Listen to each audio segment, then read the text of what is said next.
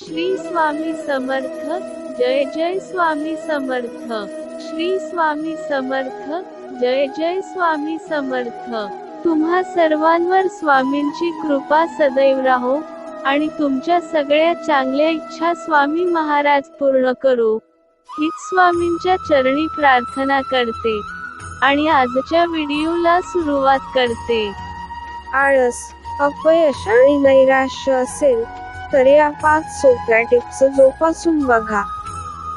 1. लवकर निजे लवकर उठे, त्याचा आरोग्य लाभे, असे धर्मशास्त्रात म्हटले आहे. परंतु ब्रह्म मुहूर्त दूरच, आपण सूर्योदयाच्या वेळी देखील उठत नाही. परिणामी दिवस उशिरा सुरू होतो आणि उशिरा संपतो.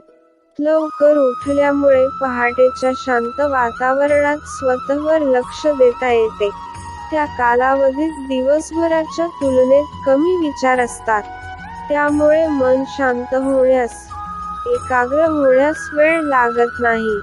आपल्याला ज्या क्षेत्रात पुढे जायचे आहे, त्याबद्दलची तयारी करायची आहे, त्याची आखणी या कालावधीत करणे आपल्याला फायदेशीर ठरते.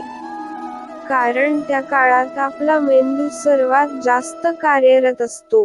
सकाळच्या वेळी केलेले पाठांतर, वाचन दीर्घकाळ लक्षात राहते, स्मरणशक्ती वाढते, सकारात्मकता वाढते. 2. पूर्वीच्या काळी ऋषी मुनी ब्राह्ममुहूर्तावर उठून वेदपठण करत. रात्री वातावरणात रज तम गुणांचे म्हणजे त्रासदायक वाटण्याचे प्रमाण अधिक असते, तर पहाटे वातावरण सात्विक म्हणजे आनंददायक असते. सकाळचे वातावरणही शुद्ध आणि पवित्र, तसेच शांत आणि थंड असते.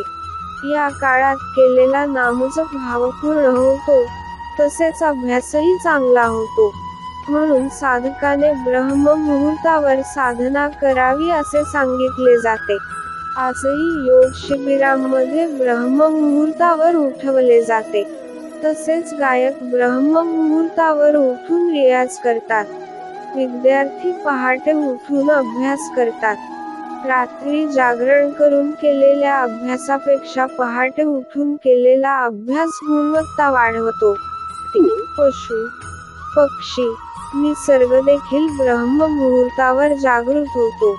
मनुष्याने देखील ब्रह्म मुहूर्तावर उठून आपली दिनचर्या सुरू केली तर त्याला दीर्घायुष्य आणि सुदृढ आरोग्य तर प्राप्त होईलच, शिवाय ताणतणाव, नैराश्य, नकारात्मक विचार यापासून कायमची सुटका मिळेल. विश्वास बसत नसेल तर किमान 21 दिवस ब्रह्म मुहूर्तावर उठण्याचा सराव करून पहा. 4. दिवसभर आपण फोन, लॅपटॉप, कॉम्प्युटर अशा कोणत्या ना कोणत्या गॅझेटच्या सान्निध्यात असतोच. एवढेच काय तर रात्री झोपताना देखील हातात मोबाईल असतोच. त्यामुळे लवकर झोप लागत नाही. यासाठी रात्री पुस्तक वाचायची सवय लावा. पुस्तक वाचता वाचता लवकर झोप येते आणि सकाळी लवकर जाग येते. 5. आपल्याला वाईट सवय असते, ती म्हणजे अलार्म बंद करून परत झोपायची. त्यामुळे पुढच्या 5 मिनिटांनी नाही पण पुढच्या 2 तासांनी जाग येते आणि पश्चातापाने दिवसाची सुरुवात होते. म्हणून अलार्म वाजल्यावर झोपेतून उठून उभे राहा आणि मग तो बंद करा. वॉर्म अप करा, दात घासा, गरम पाणी प्या, त्यामुळे तुम्हाला परत झोपावेसे वाटणार नाही. 6. आपल्या शरीराचे हेड ऑफिस म्हणजे आपला मेंदू.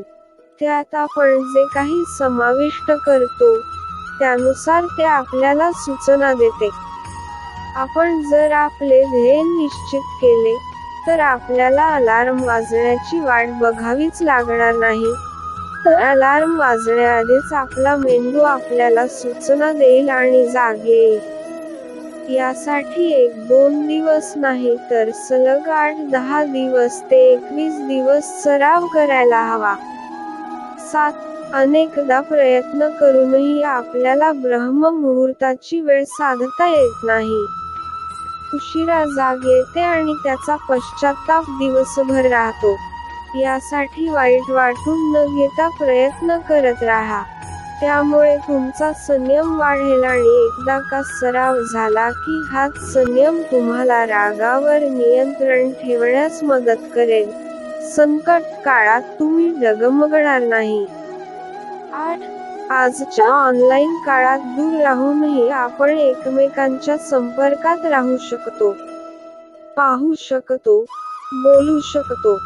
या तंत्रज्ञानाचा वापर करून तुमच्या या संकल्पामध्ये तुमच्या एखाद्या मित्र, मैत्रिणीला सामील करून घ्या. त्यामुळे तुम्ही एकमेकांना प्रेरणा देत आपले ध्येय साध्य करू शकाल. श्री स्वामी समर्थ. जय जय स्वामी समर्थ. श्री स्वामी समर्थ. जय जय स्वामी समर्थ.